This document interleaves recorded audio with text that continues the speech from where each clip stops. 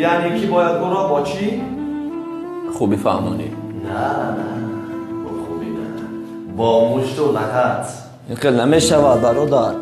و چی کاری بده کردم؟ امید برای من فرق نیست بلاگر هستی یا اینکه بلاگر هستی. کلت رو میگیرم. گوش کن امید جان، نزدیکتر بیا، التماس میکنم نزدیک بیا، از من خفه نشو. میلش؟ چرا خفه شوم؟ چی کاری بده کردم؟ آیا در حق وطن گم خیانتی کردم؟ خیانت در حق وطن همین که در حق وطن هم دعا نمیکنی. اگر کسی دعا نکند او در حقیقتا به وطن چه کار کرده است؟ خیانت. بله امید با ایمان را مسیح بگرداند. وای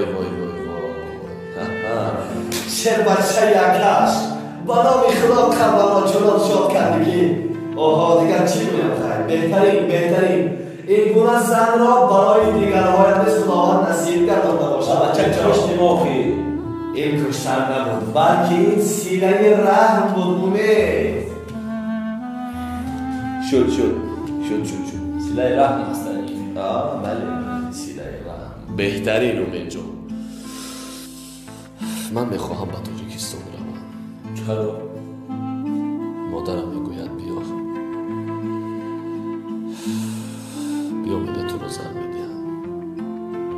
من نمیخوام زن گیرم. چرا نمیخوای؟ چیزی رو که همه انتظار است.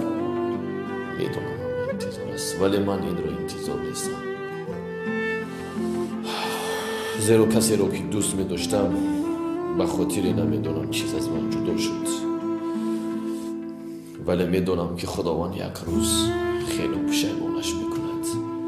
ولی میگوید که دیگر میرزا محمودش شاید در کناری دیگر باشد، ولی من صبر میکنم شاید خداوند او رو بازگرداند.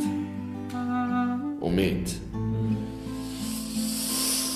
با تو یک چیز میگویم دوستم، همیشه این سخنی مرا در خاطرت داشته باش و فراموش نکن.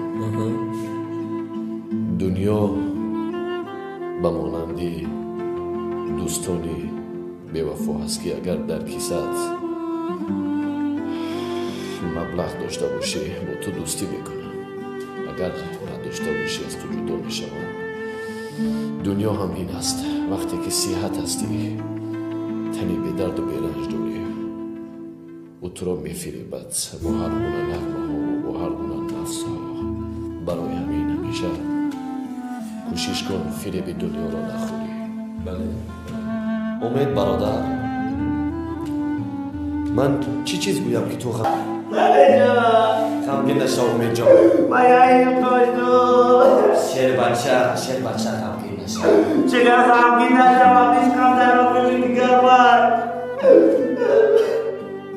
میدونم دردی دشوار است امید. این دردی که تو داری من همین درد را دارم. خیانت کرده از من دیگر نفهمیدم. 4 سال حیاتی ما با این سوزاندم.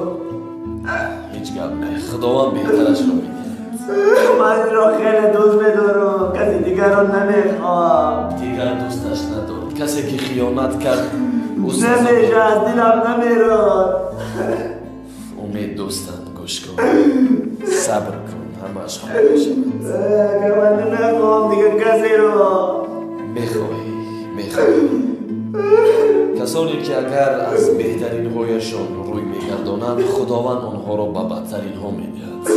مرا در حیات چیزی گیرا نکرده بود.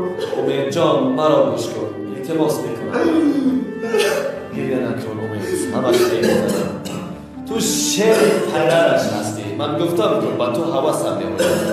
برای همین خاطر برای دختر شده هجا گریه نکن. خیر اگر دوستش داری گریه میکنی، زیرا این بدتر من رو. Если ты подписан на мой канал и не хочешь пропустить новые видео, то нажми в этот колокольчик, классный каналчик, звонкий колокольчик. Если ты подписан на мой канал и не хочешь пропустить новые видео, то нажми в этот